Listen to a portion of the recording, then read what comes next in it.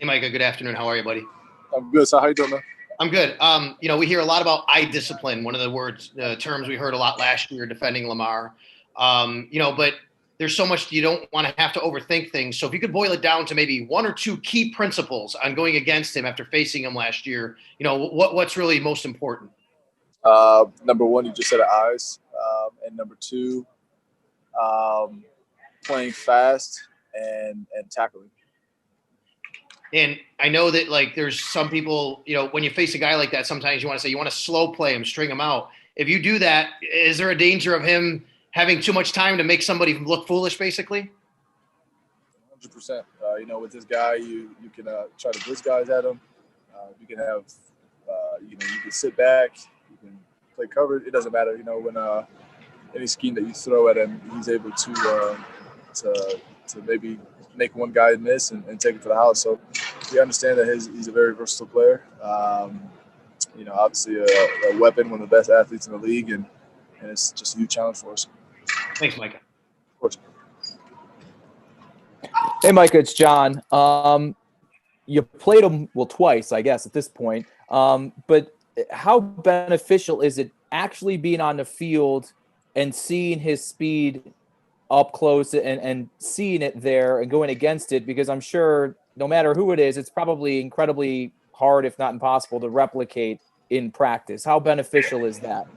Oh, it's huge. It's huge having that game last year on film to be able to watch and see what you did well and see what you did poorly. But yeah, seeing his speed on the field was from last year was big. You can watch the film and you can see on the film he's running away from guys easily. Even guys that are taking angles on him, he's running away from them. So to actually see it in real life, it's a, I don't want to say it's a better. We're not put in a better situation, obviously, because we got to go out there and defend them and stop them. But it's good to see. It's good to see that offense in real life. And oh my gosh, I just forgot what I was going to say. I'll let you go then. All right, appreciate it, John. Okay, Micah. Two questions, quick ones. Vertical routes. Do you like their offense? You're probably gonna see a lot of those this week. What do you think about their passing game like that? Well, obviously, they got some guys that can take the top off. Obviously, we're with 15 and 89 is a huge weapon for him. He's a very good player. I feel like anytime Lamar throws it close to him, he goes up and he gets it. So we got to understand where those guys are at all times. But I think that stopping the run and eliminating those big pass plays downfield is going to be a huge key for us. And then the last question is, I wonder if you could put into a little bit of context defending the tight end. In other words, some games, okay, maybe the tight end is the top priority. But for instance, last week you gave up 14 catches to the tight end, but Jonathan Taylor came into the game, having 253 yards, and you don't want to give up deep balls to T.Y. Hilton. So I'm not trying to make excuses for you, but I mean, if the choice is getting killed by Jonathan Taylor or T.Y. Hilton, okay, maybe if we have to give up a pass to Trey Burton, well, we'll try to stop it as best we can. What do you think of that whole subject of tight end? Yeah, I mean that's the life of the NFL. Game plan each and every week. You gotta pick and choose your battles.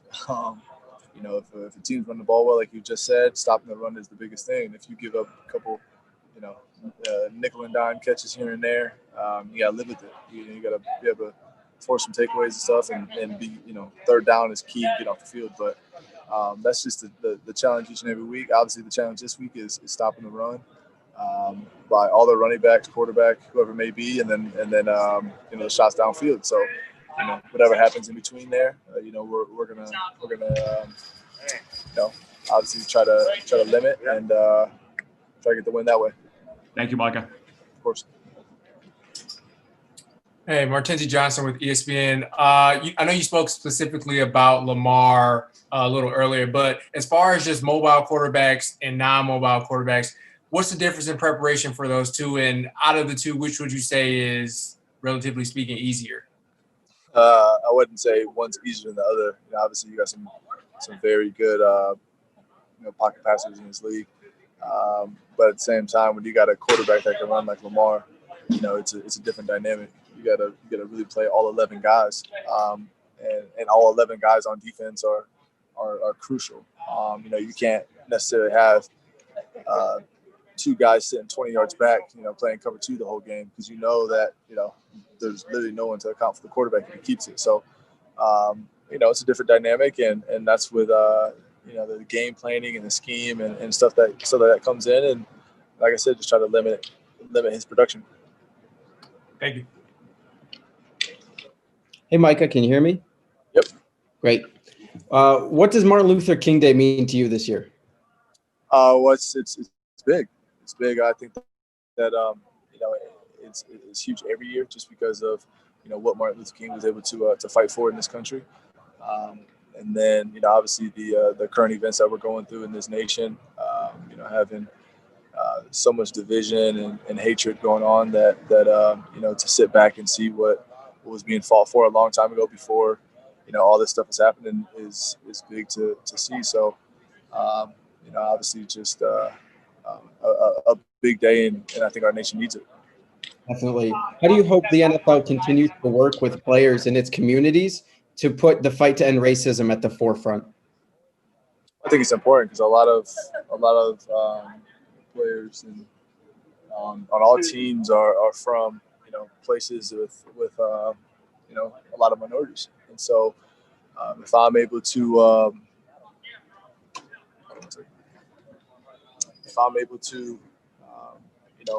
share throughout the NFL my story and where I come from and all that, and other people around the nation are going to see that what I'm fighting for, my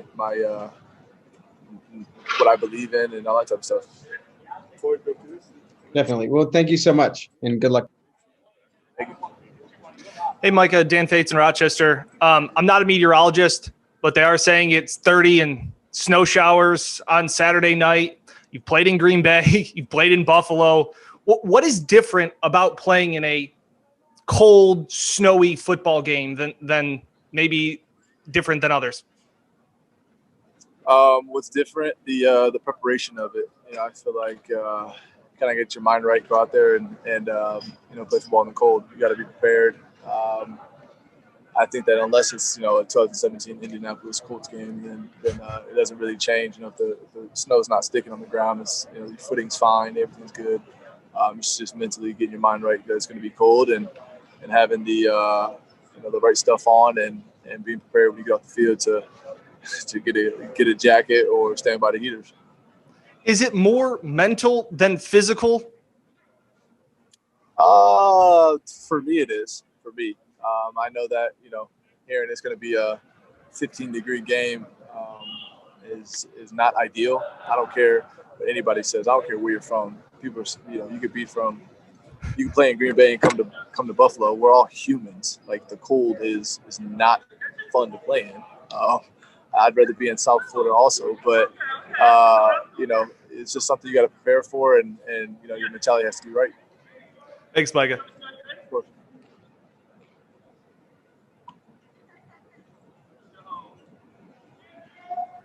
Hey, Josh, we can't hear you, man. I'm gonna go to Beauvais and come back to you. Hey, Micah. It's funny. All week everybody talks about how do you stop Lamar Jackson? And I totally understand that. It's completely warranted. But I guess my question is, when there is such a focus on somebody who's so dynamic, how do you make sure that you don't lose sight or lose focus on some of the other talented players on the other side of the ball? That's kind of what we have to face every week. Obviously, each and every week there's a challenge for us, whether it's an individual or a scheme or whatever it may be. And then I thought it was falling on me. It sounded like a cymbal clanked or something. I forget the question. I got scared real quick. What are we doing? Hey, this is just typical. This is what it's like, 2020, COVID. 2021. Oh, my gosh. This is COVID. Got an interview, and I'm worried about Drake falling on me. No, but it was just, Lamar Jackson gets so much attention. But there's so many other talented players. J.K. Dobbins has scored a touchdown in like 7 straight games. Hollywood Brown is obviously a really talented player. Mark Andrews. How do you make sure you don't lose focus on any of those other guys when obviously Lamar takes so much attention? Yeah, you just got to limit them. You got to go out there, and I think it starts with what I've been saying, is stopping the run, and then limit the weapons in the pass game. It's not easy. If it was easy, then the Ravens wouldn't be in the position that they're in. It's a huge challenge for us, and at the same time, they got to worry about what we're doing on defense too. So it's going to be a chess match, and it goes with stopping the run, limiting the big plays, and hopefully from there we'll be in a better position to go out there and shut them down. Thanks, man. We're just fighting through adversity with this interview here. Yes, we are. All right, let me try this again. You got me now? There he is. I got you. Thanks for taking a second. Sorry about that earlier. Dan kind of brought this up, and you said, look, it's cold. It's cold. It doesn't matter. It just doesn't matter. What's your take on guys that you see go out and pregame with no shoes on or no shirt on? I mean, I'm sure you've seen those guys, right? That's for you guys. That's for you guys. I'm convinced that's for you guys. For you guys to talk about it, because listen, I'm not going out there with no shirt on, no shoes. That's ridiculous. My mom taught me at a young age that's how you get sick. I'm not doing it.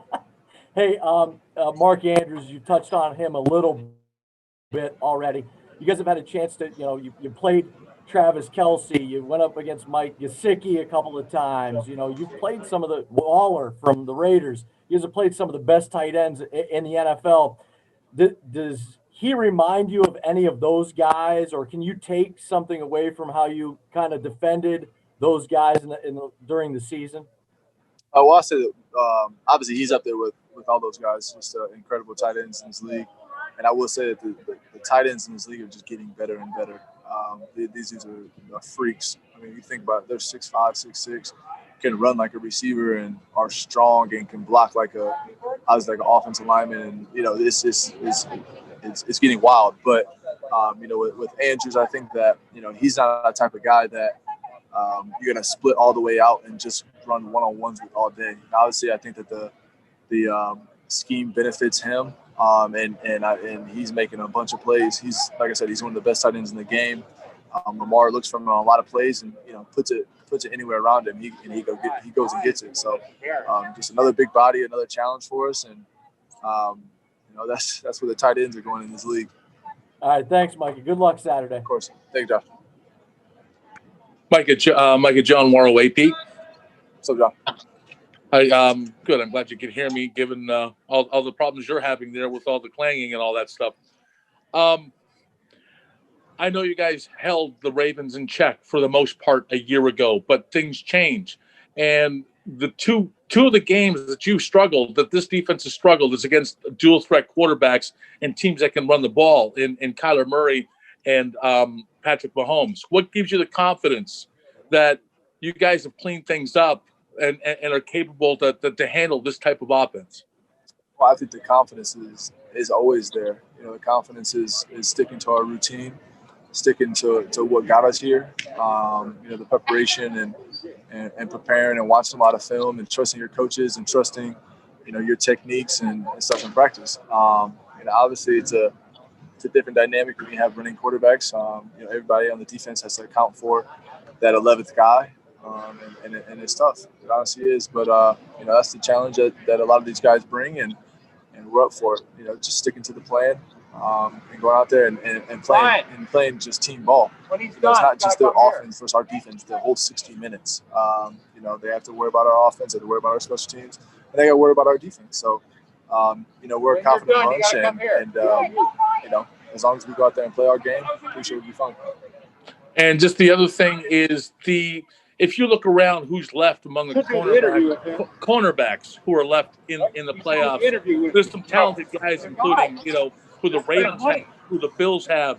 What do you make just of the talent? Is that a coincidence that some of the best cornerbacks are still around playing right now? Some of the best cornerbacks happen to play on the best team. That's all I can say. I mean, I don't think that the having a great corner is gonna take you to the playoffs. Obviously, you need a great team to be there, but there are some very talented corners, and some very talented teams. Thanks, Micah. course. Hi, Micah. Matt Fairburn here.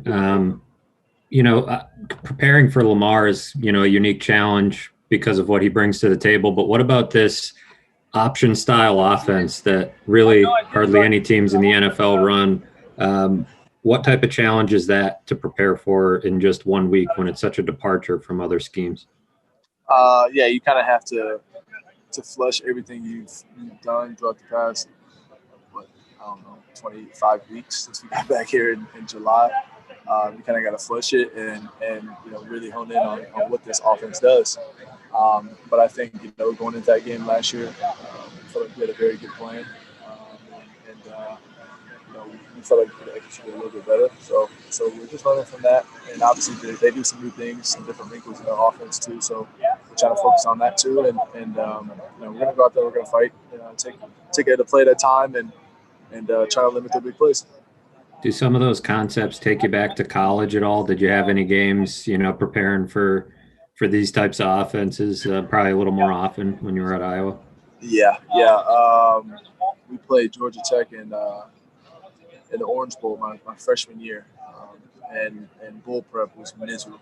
Oh my gosh, our receivers were cutting every single day. A bull prep, that's like 2-3 weeks of just straight practicing, and it was miserable. So, preparing for a team like this is difficult, especially when you got guys that are going to be cutting you. Also, you got to defend the cut and all that type of stuff. So it's tough. It's a tough offense to play. Your eyes really got to be well, and you got to game tackle. You can't just have a half-hour hat and expect it to be done. You actually have to get them on the ground also. What role does the defensive line play in slowing an offense like this down? Because it seemed like last year that was kind of where it all started, with you guys being able to stop them in their tracks a little bit. We put a lot of emphasis on our D-line disruption. And obviously, any given week, we need our D-line to play well just because it helps out everybody in the back end, run and passing situations. But obviously this week is a key. It's key for them just because how much they run the ball and how well they run the ball. So, but I think as long as our guys up front do what they do, and create a little bit of havoc in the line of scrimmage, and that gives our guys in the back end, the back seven, the vision to see what's going on. Thank you, Micah. Of course.